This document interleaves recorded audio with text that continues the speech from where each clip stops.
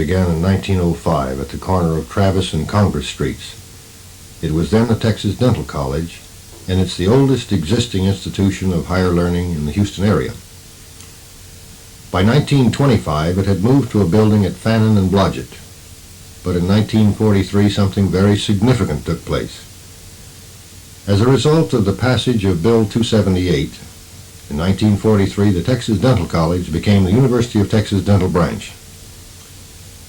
In 1955, the dental branch moved to the ever-expanding Texas Medical Center, bringing together men and women with hopes in the future, people who wanted to serve the community and the well-being of the people in it. As we move into this new building with some of the best educational and technical resources in the nation, we as a faculty have an obligation to look at what we do, how we do it, and then try to improve the whole process. We should be able to provide an educational program that is second to none if we will apply ourselves and not be afraid to change when change is indicated. That was Dean John Victor Olson speaking. He made those remarks to his faculty in 1955 when the opening of the new building took place. Among Dr. Olson's primary goals have been to train the students at the dental branch in two very basic but vital concepts: general practice and total patient care. It's been the faculty's objective to educate the student in how fundamental these concepts are to their individual growth and to the relationships of these concepts to the specialties of dentistry. The program supporting these concepts is an undergraduate curriculum which is self-directed and integrated. Integrated means that the content of the respective disciplines is arranged into 8 broad teaching topic areas instead of departmental courses. This is done to help the students see the correlation between the various disciplines. Students do not take courses such as biochemistry, dental anatomy, and physiology. Instead, the content is arranged into topics such as human biology, medical and surgical therapy, and prevention. Topics are divided into modules, the modules being units of related teaching material. Each module contains a description of the content, a study plan, a set of behavioral objectives, and a list of the learning resources. These may include videotapes, printed material, animal experimentation, and seminars, and foremost, human resources. In addition, the module contains a description of the type of evaluation and testing to be used. For each module, the student will determine how much or how little time he will need to master the objectives, and whatever preclinical projects that are necessary to complete the module. To assure that these activities and requirements are accomplished, advisors are very important and available to the student at all times. Then, when the student feels that his level of proficiency meets his required standard of accomplishment, he will request to be examined. The student is tested individually in a very unique environment. The change from a traditional method of teaching to an integrated, self-directed curriculum placed more emphasis on students' learning and more effective use of the teacher's time. In addition to the clinical and didactic studies, the student will choose elective courses which are required for graduation. The student can choose from 40 or more electives, such as dental ethics, Spanish for the dental office, and forensic dentistry. There are also 2 very important auxiliary programs at the dental branch: the 2-year dental hygiene program and the 1-year dental assistant program. These programs have a double purpose. First, they provide the graduates who serve in the dental offices of the state of Texas. Second, they enhance the training of dental students by giving them auxiliary management experience in a team effort. Working with the University of Texas Medical School at Houston's Department of Anesthesiology, there is a program for general anesthesia management. It includes both orientation and actual participation. The dental student is assigned to a staffed anesthesiologist at one of the 4 cooperating area hospitals for a 1-week period. He learns about physical diagnosis, venipunctures, and intubations. monitors vital signs, and receives training in operating room procedure. The dental branch offers advanced education programs in 7 of the 8 recognized specialties of dentistry. They comply with the requirements of the American Boards of Endodontics, Oral-Pathology, Oral Surgery, Orthodontics, Pedodontics, Periodontics, and Prosthodontics. Approximately 100 students register for these programs each year, most of whom are in residence. Continuing dental education courses are designed and presented in response to the expressed needs of the dentist of Texas. Approximately 30 courses are presented each year. The focus of these seminars is updating the procedures and techniques for some of the practitioners within the state of Texas, with resulting benefits to the public.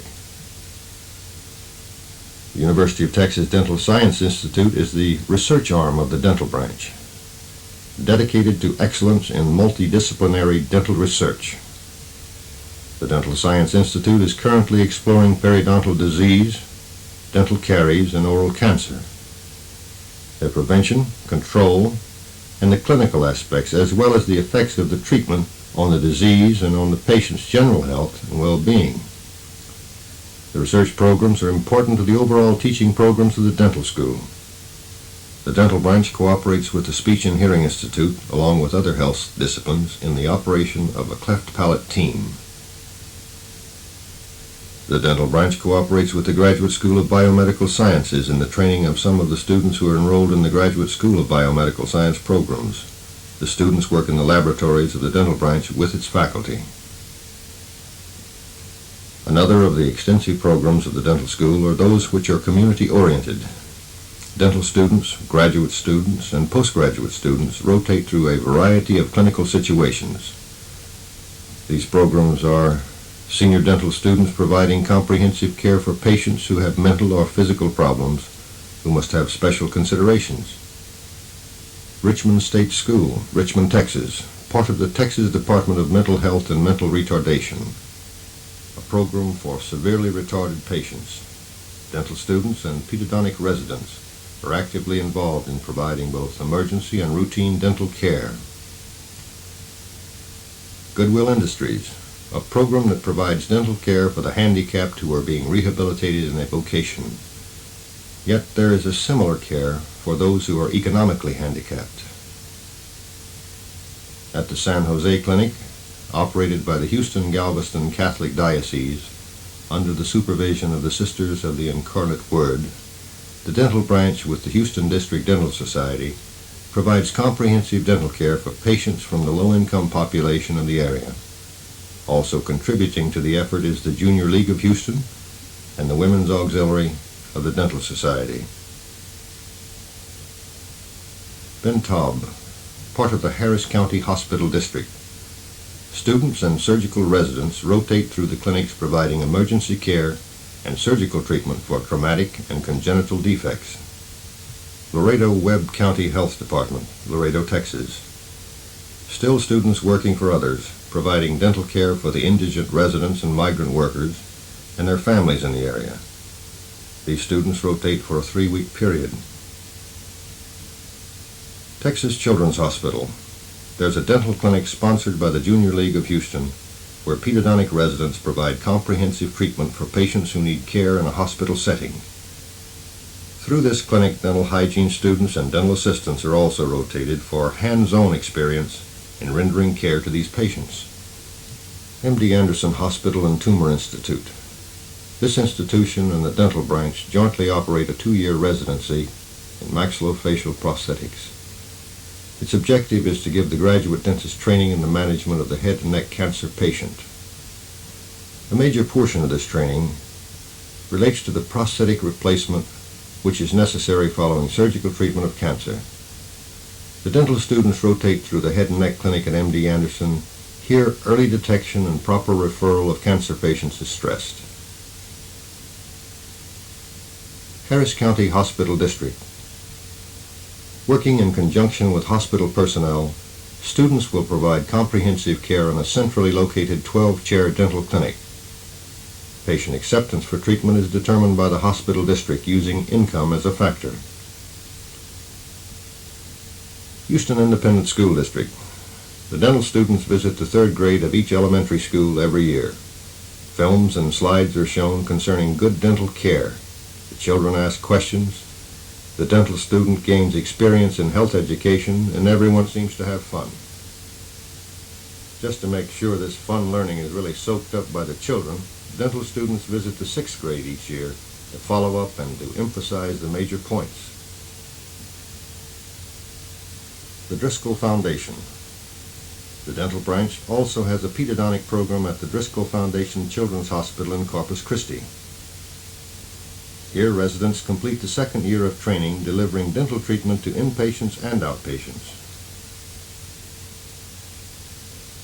We've come a long way since 1905 in the Texas Dental College.